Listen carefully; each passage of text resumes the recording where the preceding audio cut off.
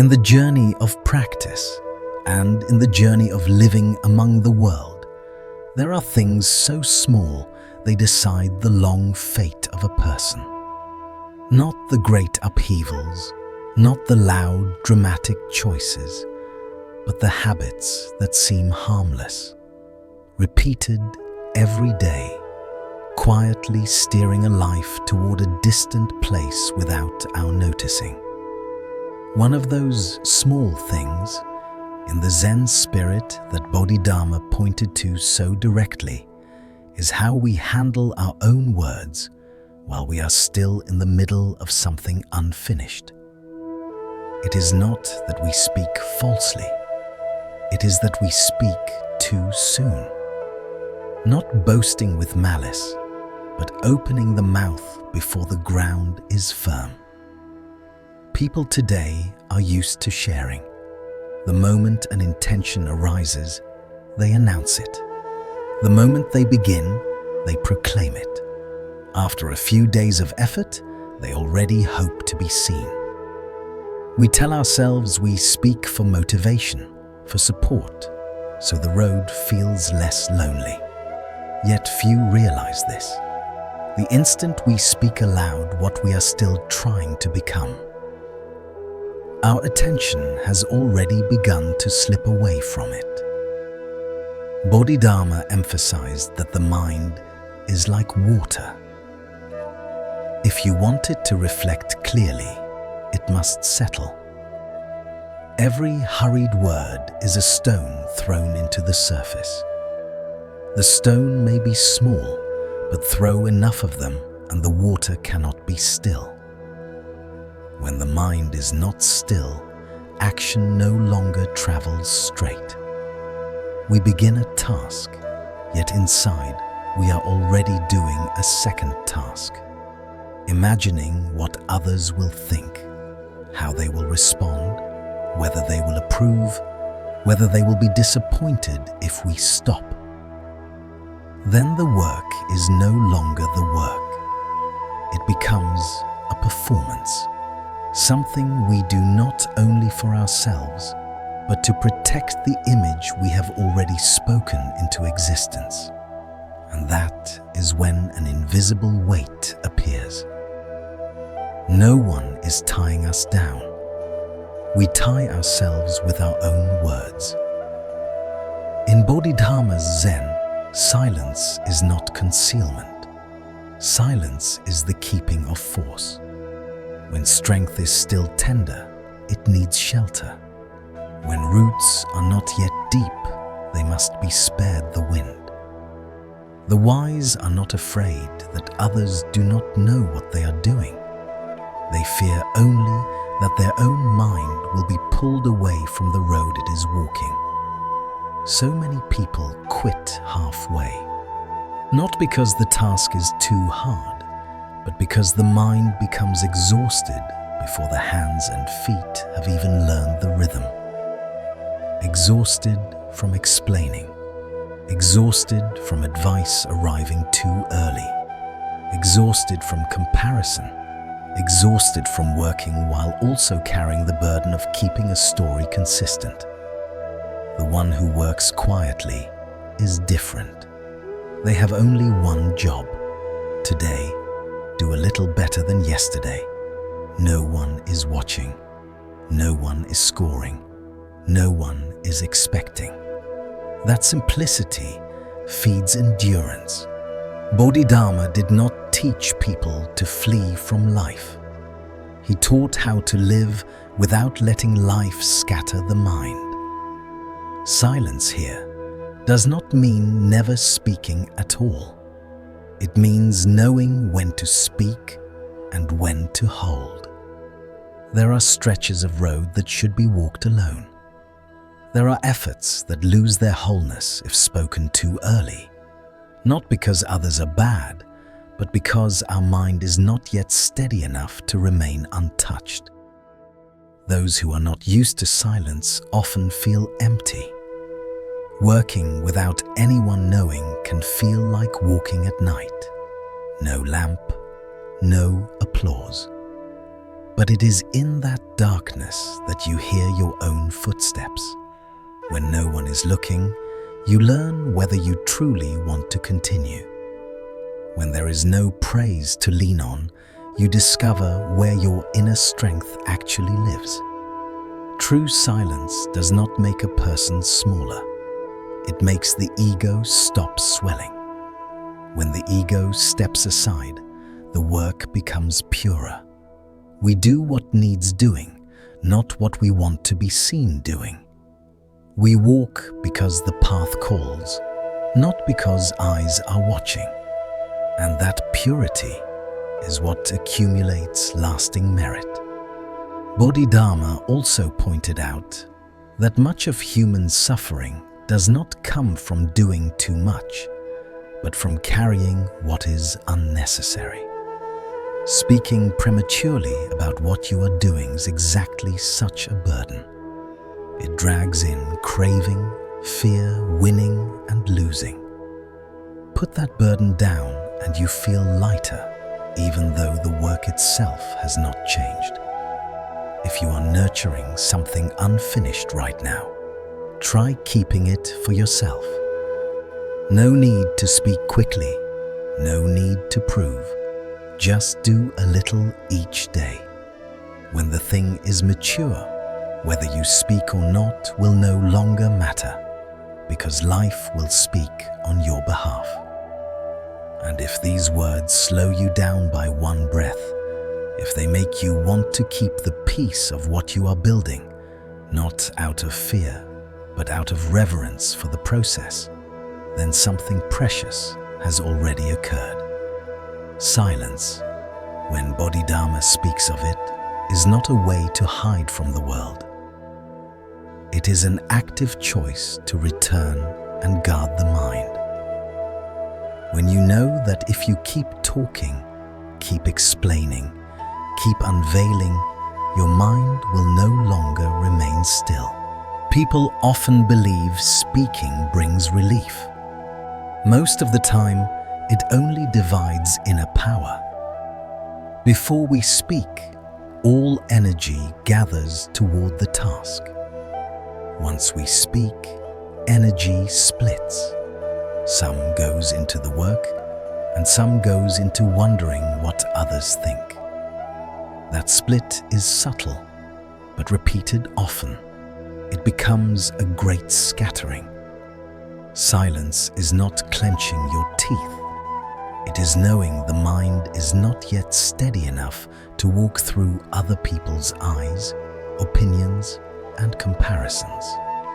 When you are not yet steady, guarding the mouth is guarding the road. Bodhidharma said that when the mind is still wavering, every action lacks roots. And the root is not talent or circumstance. It is inner consistency. Each time we talk about what we are doing, a tiny desire is born. To be understood, to be acknowledged, to be encouraged.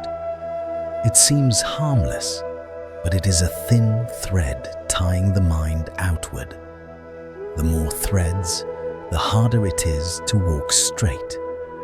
Silence also preserves your freedom to be imperfect. In quiet, you can be wrong without shame, slow without explanation, and you can change direction without being bound by your earlier declarations. Many people quit not because the path is wrong, but because they have no room to step back. Once they have announced too soon, they are cornered by their own words. Continuing is exhausting.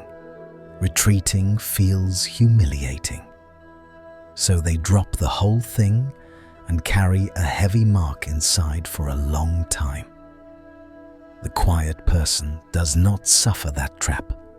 Because no one is watching, they can adjust, correct, and continue without having to defend themselves. Silence cuts comparison as well. When you do not speak, you do not place yourself on other people's scales.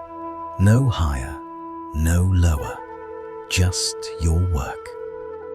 Bodhidharma considered this a powerful state, a mind no longer dragged between gain and loss. When the mind stands in the middle, action gains depth. There is a truth few want to face. Much fatigue in life comes not from doing a lot, but from carrying other people's attention. Silence helps remove that weight. When you do not need anyone to know what you are doing, each step becomes freer.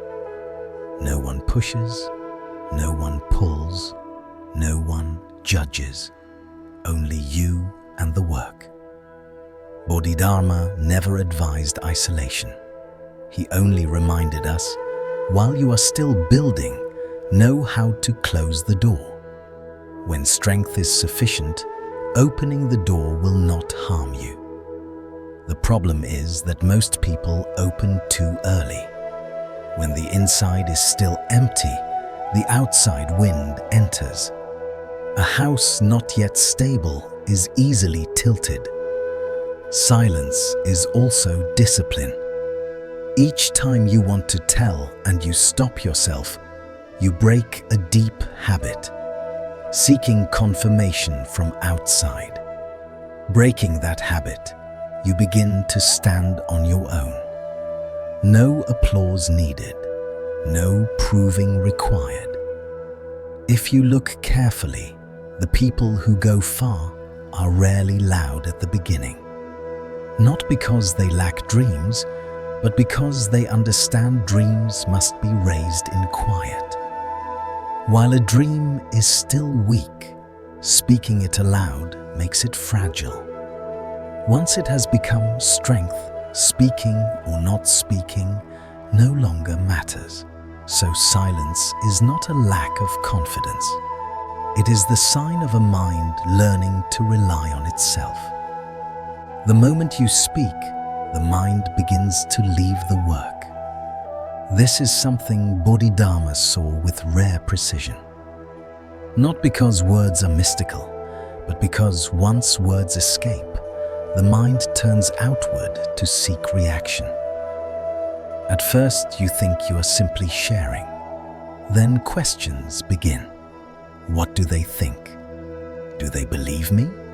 Will they support me? Will they judge me? And a small portion of attention slips away. Repeated, that small portion becomes a large distraction. Bodhidharma said, the mind is like an arrow. If you want it to fly far, you must draw it straight and hold it steady. Speaking too early is like touching the bowstring. It doesn't snap, but it makes the arrow tremble. A trembling arrow cannot go straight. Life is the same. When the mind trembles under other people's gaze, action loses consistency. After speaking, you begin to live a second life. One life to do the work and another to monitor reactions. You notice who praises, who doubts, who stays silent. You adjust your behavior to match what you said. Doubt makes you want to prove. Expectations create pressure. Indifference brings discouragement. None of this belongs to the task itself, yet it consumes enormous inner energy. Some people, after speaking too early, cannot change direction even when they realize they are wrong. Not out of stubbornness, but because they fear looking inconsistent. Others quit at the first obstacle because the thought of explaining to others already drains them. Both are consequences of placing the mind under public light before it has taken root. There is also a paradox. The more people talk about their determination, the more easily they lose it. Real determination is nourished by repeated action, not by verbal confirmation. When you say it aloud, you feel as if you have already traveled a distance, even if you are still standing at the starting line. The feeling of being seen arrives early and willpower loosens without noticing. Bodhidharma called this eating the fruit before the journey is done, enjoying recognition in advance. Once you've tasted that, your drive naturally decreases. Then when difficulty comes, you lack the force to continue, because that force has already been spent on words and imagination. Silence is not holding your breath. It is letting the mind remain with the work, unbothered by whether others know. Without speaking, you do not have to explain, defend an image, or keep a promise you made publicly. You can make mistakes, correct them, and move slowly without needing permission. Someone may ask, if you don't speak, where does motivation come from? Bodhidharma answers not with theory, but with practice. The most enduring motivation does not come from praise. It comes from seeing yourself not quit day after day, even when no one witnesses it. Each time you continue, self-respect grows. That self-respect is what carries you long. Another subtle harm of speaking too soon. You invite others into your inner space. Each person enters carrying their own experience, their fears, their limits. Not everyone is ill-willed, but few truly understand your path. Too many voices make the mind sway, not because they are right, but because your mind is not yet quiet enough to remain unaffected. When the mind is young, it needs stillness. Stillness is not escape. It is how things grow. Like a sprout that has just emerged, expose it to strong wind and it bends. Once bent, it is hard to straighten. Silence keeps you oriented inward. Sustained inwardness helps you learn your own rhythm, when to think, when to push, when to pause and adjust, without being lifted by praise or crushed by blame. A mind that stands there is strong. Bodhidharma also spoke of force and scattering. Force does not disappear because you do much, it disappears because you are dispersed. One of the fastest ways to disperse is unnecessary speech. The more you talk, the more your energy leaks. It is not mystical. It is simply attention, the ability to gather yourself and do one thing to completion. When attention gathers, a person becomes steady. When attention scatters, a person becomes tired. Speaking about unfinished plans is like lifting the lid off a pot. You release steam and feel immediate relief. But if you lift too early, the meal never cooks. So it is with inner power. Vent it too soon, and you may feel lighter for a moment, but the larger work struggles to ripen. Guarding the mouth, then, is not stinginess with words. It is respect for accumulation. Once you speak, you often must feed the words with action. Prove, keep up, match your declared pace. That feeding consumes energy, leaving less for the actual work. The quiet person doesn't have to nourish a public story. They simply work. Their days are simple. Do, reflect, do again. That simplicity keeps strength. Bodhidharma said, "Strength does not fear slowness, it fears scattering." A person who moves slowly with gathered force will arrive. A person who moves quickly with scattered force will stop. Silence also trains you not to borrow energy from others. Encouragement can be helpful, but it is borrowed strength. It fades when the voices disappear. Quiet practice teaches you to generate strength from within. The strength that grows each time you carry yourself through a difficult day without needing to be seen. And when you no longer fear being forgotten, something profound shifts.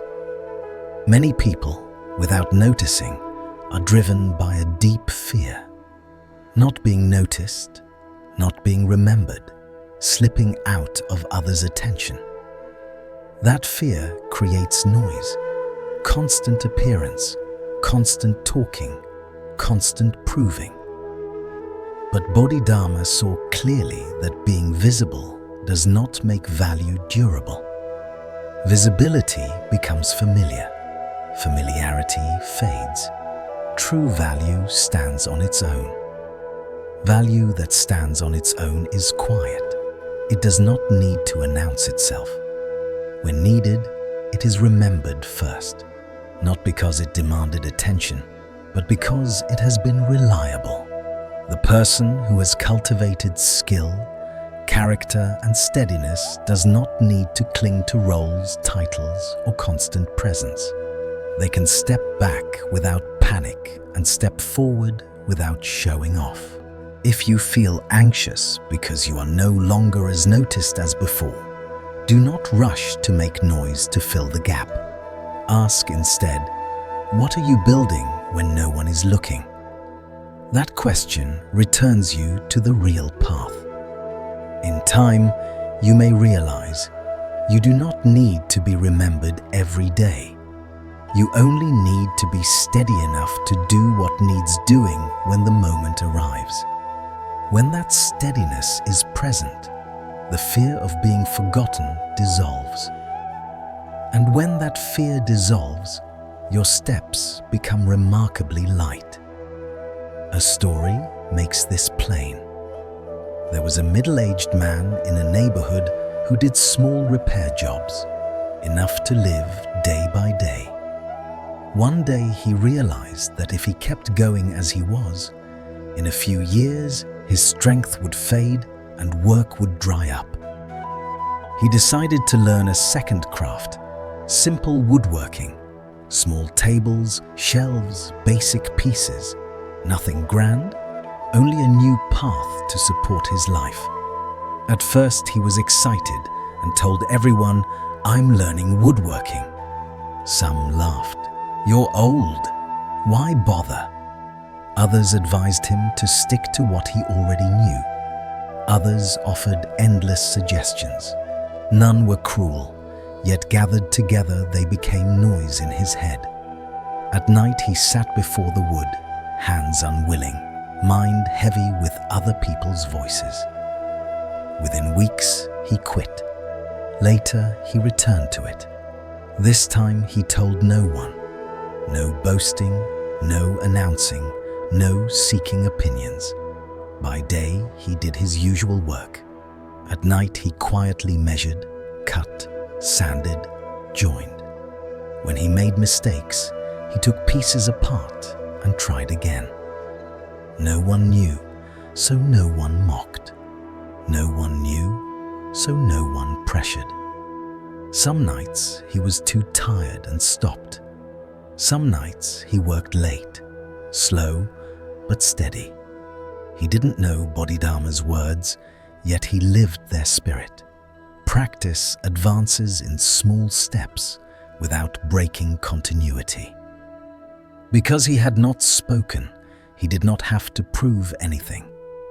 Because there was no audience, he could learn honestly, allowing clumsiness, ugliness, slowness. And only that honesty made his hands sharpen over time. After months, his first shelves were complete, not spectacular, but solid. He hung them in his own home. A friend visited and asked to buy one. Then another person asked him to make more. He still did not declare himself skilled. He simply made what was asked and delivered it. At that point, the work spoke for him. He didn't have to tell the story, the product was enough. This is ordinary life, yet it touches something deep. Silence allows learning to be honest. When you speak too early, you learn to save face, to avoid ridicule, to prove your announcement wasn't foolish. When you are silent, you learn to understand, where your hand is still untrained, where your judgment is off, how much time you truly need. There is no one to persuade but yourself. And this applies far beyond a trade. People learn skills, money habits, self-discipline, a calmer mind. Anything that takes time needs a protected space, protected not by walls, but by silence in front of the world's mouth. Silence becomes a cocoon. Inside it, you change form. When you are ready, you emerge without needing to announce it. Another reason silence matters: advice can arrive too early. Not because advice is wrong, but because timing is as important as content. Advice carries the speaker's experience, their fears, their limits, their circumstances. When you are in your early steps and your mind is not settled, each piece of advice is a wind blowing from a different direction. Every wind has logic, but too many winds make the traveler wander. People think asking many opinions is wisdom. Bodhidharma would say, wisdom is knowing whom to ask, when to ask, and how much to take in. At the beginning, too much input drowns the inner voice. You end up with an accidental council of advisors. One warns you about risk, another pushes safety, another recounts their failure. None may be wrong, but listening to all of them can pull your mind outward and fracture your direction. Silence is not contempt for advice. It is selective receiving. It gives your mind time to form its own axis. When you have an axis, advice becomes reference, not command. And perhaps this is the thread that runs through everything Bodhidharma points toward. The less you leak outward, the stronger you become inward. Not because the world demands your hiding, but because only when the noise decreases can you hear your own true rhythm. Most of the weariness of life is not the world itself. It is the mind being tugged outward by praise, by eyes, by comparison, by fear of being left behind. Learn to gather the mind back. Then things become less frantic, less heavy, less tangled. Not because life becomes easier, but because your way of standing in life has changed. Bodhidharma did not promise a smooth life. He offered something firmer. If you know how to keep your strength, you won't break halfway. The wind may be strong, but a tree with deep roots stands. The road may be long, but the one who walks evenly arrives. And that steadiness is not built by loud encouragement. It is built by quiet discipline, day after day. So do not rush to be seen. Be patient enough to become. From today, you do not need a grand transformation. Just shift how you guard your mind. One fewer unnecessary explanation, one fewer reaction, one fewer craving to be understood. One more steady step in what you are doing. One more thread of trust in the process. One more pocket of silence where the mind can settle. The path of those who go deep is rarely noisy. Yet the farther they go, the steadier it feels. And when you finally turn back and look, you realize it was precisely those quiet months, unseen, unannounced, that built the whole depth of who you are. And yet, there is another layer that silence reveals, something subtler than discipline, deeper than strategy. Silence does not merely protect your work from the world. It protects your work from you, from the part of you that wants to turn everything into a story. The mind is a gifted storyteller. Give it a small event, and it will weave a whole identity from it. I am the kind of person who is changing. I am the kind of person who is disciplined. I am becoming someone new. There is nothing wrong with this until the story becomes heavier than the doing. Then we begin to serve the story. We polish it, defend it, expand it, and, without noticing, start living in language rather than in life. This is why unfinished work is sacred in its own way. It is raw. It has not yet become a symbol. It does not yet carry a banner. It is not yet burdened by the need to appear successful or wise or admirable. In that raw state, it can still be honest. It can still fail without being humiliating, change without being embarrassing, proceed slowly without needing excuses. Silence preserves that innocence. When you do not speak too soon, you also avoid another trap, mistaking intention for action. Intention feels bright. It feels clean, even noble.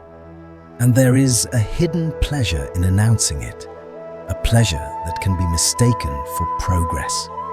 The mind receives a reward simply for imagining a better future, and the announcement becomes a second reward: approval, encouragement, recognition. But the body, the hands, the hours, these do not change because we spoke. They change only when we return, again and again, to the plain work of the day. Silence keeps your reward system honest. It refuses to let you collect the feeling of accomplishment before the labor has matured into reality. There is also the question of timing.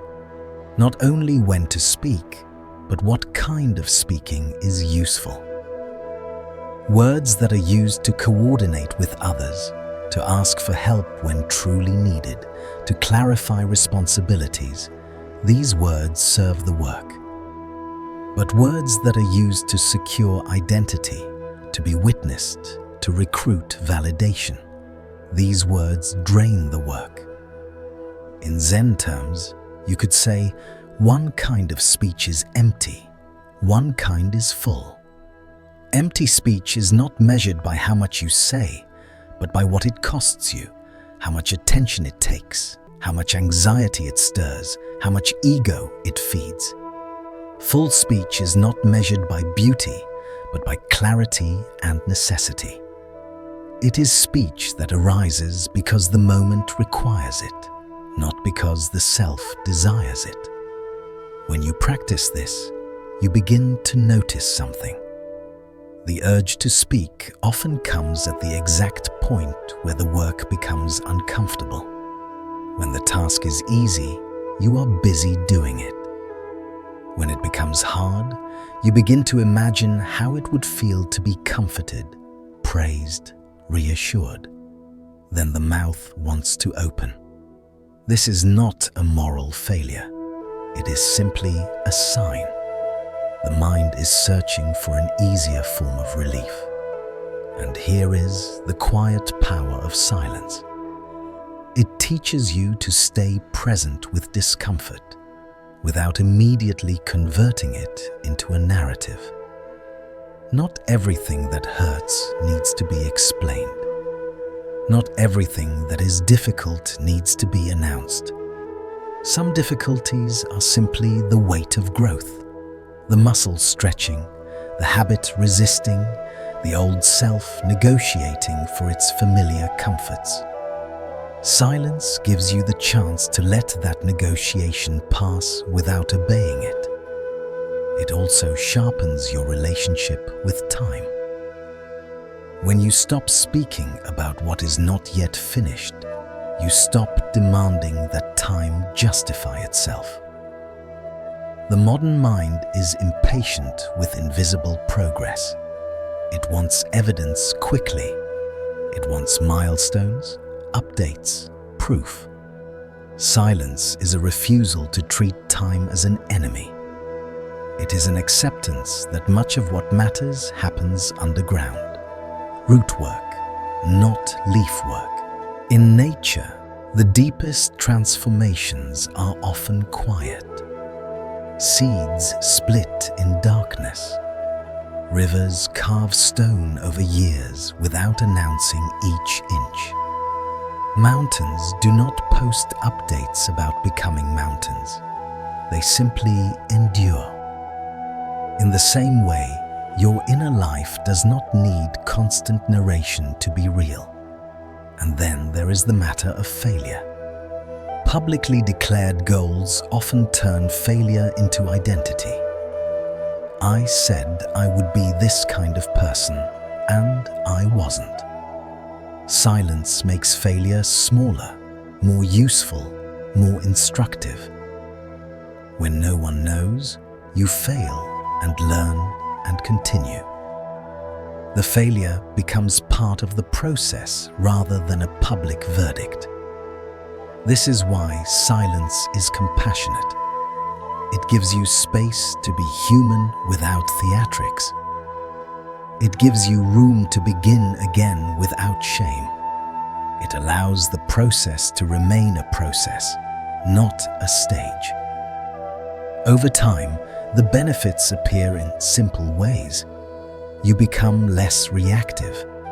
You stop measuring your worth by response. You stop needing the world to mirror your effort back to you. And strangely, you become more grounded in relationships. Not because you speak less in general, but because when you speak, you are not bargaining for approval. You are not trying to be understood at all costs. You are simply present. This is a kind of freedom that cannot be faked. It is the freedom of someone who has quietly built a home inside themselves. And that home changes everything. It changes how you handle praise, because praise is no longer your fuel. It changes how you handle criticism, because criticism is no longer your prison. It changes how you handle loneliness, because solitude is no longer absence, but a space where your mind can settle and your work can deepen. Eventually, you may notice another shift. You begin to prefer the company of your own effort. Not in an isolated way, but in a stable way. You realize that the most loyal companion you will ever have is your daily return to what matters. The world comes and goes. Moods rise and fall. People misunderstand or they forget. But the daily return, one breath, one page, one practice, one act of care, that return is yours. So if there is a gentle counsel hidden in all of this, it might be this: do not rush to turn your becoming into a sentence. Let your work ripen before you display it. Let your roots deepen before you stand in the wind. Let your mind settle before you throw another stone of speech into it. You do not need to live as a secret. You only need to live as something real, something not dependent on being seen. Hold your unfinished thing like a candle in your hands. If you wave it around too much, the flame shakes. If you shelter it quietly, the flame steadies and grows. In time, it will be bright enough that you will not need to announce it. Light does not argue for its existence. It simply illuminates. Walk on then, quietly, steadily, faithfully. Do not hurry to be witnessed. Be patient enough to become.